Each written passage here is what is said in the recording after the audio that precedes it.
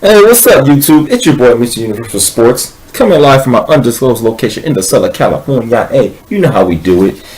And I'm about to discuss my season preview of the Los Angeles Lakers. As you know, I'm a big-time Lakers fan. Been a Lakers fan since 1993-94.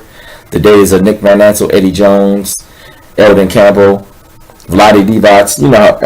I've been a Lakers fan all my life, and with the retirement of Kobe Bryant giving 20 years to the Los Angeles Lakers, this is a new era of the Los Angeles Lakers. Now, in the past, we tanked and we had the three worst seasons in Los Angeles Lakers history. But with the bad record, we were able to keep our draft picks, our lottery picks, and add young pieces. And then we got a solid core group. Guys like D'Angelo Russell, Jordan Clarkson, Julius Randle, Larry Nance Jr., Ivica Zubac, and introducing Brandon Ingram. Now, first, I'm going to break down the Los Angeles Lakers roster. Shockingly, in the preseason, we all thought Julian was going to make the team, but he didn't. And so, we have Metta World Peace back for a second season with the Lakers. Really, 6th or 7th, and we got Thomas Robinson, who I thought deserved to make the team. Shockingly, Anthony Brown didn't make the team, but as we saw in the two summer league seasons and the regular season, and in this past preseason, the guy just needs to work on his game a little bit more and his shot a little bit more. He could defend, but you just can't shoot at this level. Now, let me break down the guards for the Los Angeles Lakers. For point guard, we have D'Angelo Russell, Marcelo Huertas, and Jose Calderon. Now, I personally think the primary backup for D'Angelo Russell should be Jose Calderon, who is injured and won't play in the season opener tonight because we play against the Houston Rockets, and I think he has a calf injury. Calderon can pass and shoot, can't defend, but he's more of an offensive threat than Marcelo Huertas at this point. And as we know, I predict a huge season for D'Angelo Russell. I think he's going to average around 17 points, about 5 assists, and 5 rebounds a game. Because he is an excellent rebounder for his size. He's 6'5" and around 200 pounds. So I think D'Angelo Russell is an excellent rebounder for the point guard position, and I predict big things for him. Also, I think he'll shoot around 40% from 3. Now, at the shooting guard position, as our pure shooting guards, we got a combo guard returning Jordan Clarkson and Lou Williams. I don't want to see Lou Williams start, to be honest with you. He's too short. He's around 6'1", $160, and he's going against guys like Klay Thompson, guys like James Harden, guys like C.J. McCollum, guys like Devin Booker. He can't guard those guys. And I like Lou Williams as my third guard off the bench anyway. I want to see Jordan Clarkson get the start, who I thought was our most consistent player last season. And I predict a big season for Clarkson too, averaging around 16 points and around 3 assists, 5 rebounds a game, because he's an excellent rebounder for a guard position. We got big guards in our starting lineup, and I think if our new head coach Luke Walton chooses to start Jordan Clarkson, but that shall be seen. And I'm not an expert, and I'm not the Lakers head coach. That's up to him. At the small forward position, we have Lou Holiday, who also can play a little power forward in the small ball lineup, and Brandon Ingram. Now, for the beginning of the season, I do want to see Lou Holiday start for the Los Angeles Lakers. He's an excellent defender, and on-the-ball defender, and I always liked his game. If he can put up 12 to 15 points a game, I think that's what I expect from him. And I'm a fan of the signing of Lou Holiday, actually. And at small forward, shooting guard, small forward, Nick Young. Now, in my earlier videos, I want to keep Nick Young. I know everybody wanted him to go, but I think once the breakup with Iggy Azalea happened, I think Swaggy P realized, you know what, I got to refocus on basketball, become less Hollywood, work on my game, and that's what he did. And we saw him work on the preseason on both ends of the floor. So, and also, I follow these guys on Instagram, all the Laker players on Instagram. And I still see him working on his game all season. So, I really believe he deserves another shot. And I think he's taken advantage of it. He had a great preseason.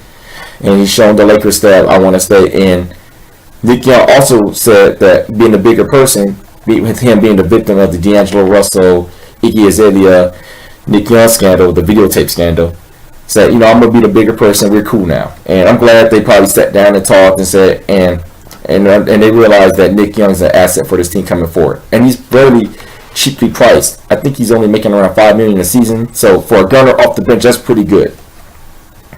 Now let's slide over to Brandon Ingram. I didn't want Brandon Ingram to start because his body, he has to grow into his body a little bit more. He's about 6'10". I think he grew about 185 pounds. So I know the obvious comparison is Durant, and the bottom is Tyson Chandler. If he can become Tyson Chandler, I think that's a heck of a player right there. But obviously, for being drafted number 2 overall, we expect a little bit more for a bang for our buck. So I predict Brandon Ingram will play about 25 to 30 minutes a night. He'll play starters minutes, but Lou Haldane will get to start, and I think putting Brandon Ingram on the bench and having him earn his spot is the smart play, and I respect that from Coach Lou Walton. Now let's slide over to the power forward position. We have returning Julius Randle. Now, last season pretty much was his rookie year because, as we know, in his first game in his original rookie season, he broke his leg with playing 3 minutes against the Houston Rockets. But this past season, Julius Randle averaged about 11 points, 10 rebounds a game. He was a double-double machine. Now, I know some people on the Facebook group that I'm in and other Laker fans are down on Julius Randle. I'm not. I think he was one of my favorite Lakers. And I was highly pissed off at Byron Scott that when he took D'Angelo Russell and Julius Randle out of the starting lineup. I'm like, what the heck are you doing, Byron? I personally think Byron just didn't like D'Angelo Russell personally. I just think they just had friction. Next on the power forward depth chart, on my personal depth chart, is Larry Nance Jr. I like the kid. He spent 4 years at the University of Wyoming. He's the son of an NBA player, Larry Nance Sr. Larry Nance Sr. claim to fame being a former Cleveland Cavalier, Phoenix Suns, slam dunk champion, all that. And it seems to inherited his dad's athletic ability from jumping out of the gym. And he's another hard worker, rebound machine, and good defender. If he could develop his 15 to 18 foot shot a little bit more, we have a player here. And I consider him a steal in the late first round of last year's draft. Next, we have Thomas Robinson, the surprise. He came in when I found that we signed Thomas Robinson like around early September. I'm like, okay, he was a former lottery pick, 5th pick in the draft. Just couldn't stick to a team, unfortunately. He was originally drafted by Sacramento. Last season, I think he spent time in Portland. But he's another banger, about 6'10", 240. And I think he's a hustler, rebounder type. And you can never have too many of those type of players. I mean, people are saying we already had that in Larry Nance Jr. and Julius Randle, but if Thomas Robinson can, just be a practice guy and earn minutes like we had in Jordan Hill a few years ago, I think we got a steal. Next, for veteran leadership at this point of his career, is Metta World Peace. He can play power forward, small forward, but he's just a locker room guy at this point. But I'm glad Metta made the team. We have 7 players under the age of 25, so you need some veterans. Now let's slide over to the center position. I had a fly on my face. Sorry about that. Timothy Mozgov. Now, I'm not going to lie to you. A lot of Lakers fans were pissed when we signed Timothy Mozgov to a 4-year, about 66, 67, 68. I don't know. I forget how much money he made.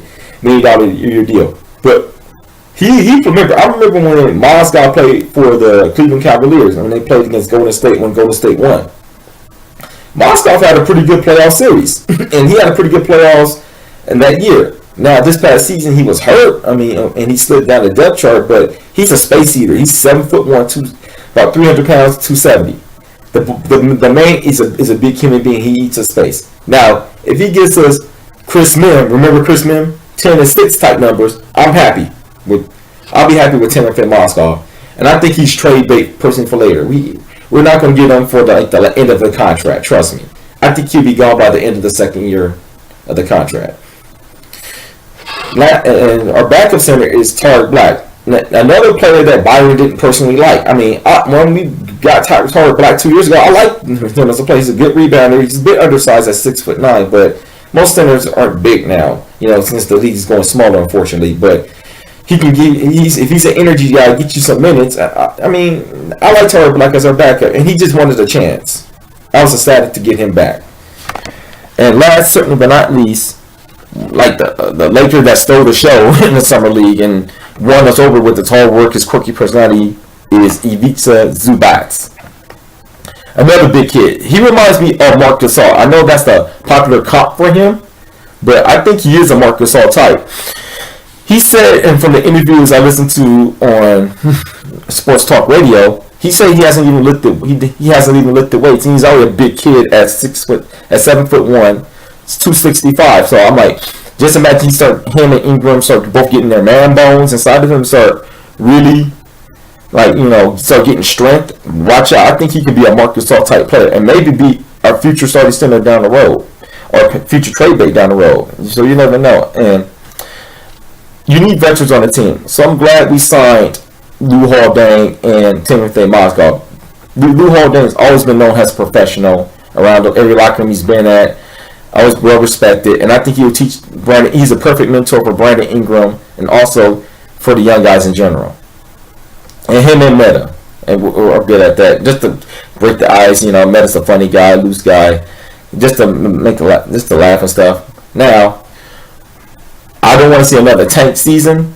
I predict the Lakers' record will be about 30 wins and 52 losses. Hey, I think that's about a 13-game improvement from the 17 we won last year. So that's actually pretty good, and I'll take that. We'll start off the gate slow, but I think around the second half of the season, as we get used to Luke Walton's system and defense, and he's been preaching defense, offensive and defensive style system, I think we're stealing some games and may surprise some people. Now, in my Facebook group, when I predicted that we're going to make this video, I said, I hope. Everybody said, I don't want to take another tank season. And quite frankly, we shouldn't tank. And even though the next year's draft is a strong draft, we shouldn't tank at this point. We got to start building towards the future, get some wins, play these young guys. My starting lineup, if I was the head coach of the Lakers, would be D'Angelo Russell, Jordan Clarkson, Lou Haldane, Julius Randle, and Timothy Mozgov. Those are the five I'll go with now. Maybe towards the end of the season, if Ingram improves and maybe Ivica Zubac improves, maybe I'd like to see those guys and get in the starting lineup as well. But anyway, tell me what you guys think of this Lakers season. I think we're going to surprise some folks. I think this is good. And I will be back to doing my boxing thing pretty soon, but I have to talk about my Los Angeles Lakers. And I haven't been talking about my football because my Niners have been stinking lately, but anyway, Black Kaepernick is back. But anyway, it's your boy, Mr. Universal Sports, and I'm out. Peace. You have a good night. Enjoy the game.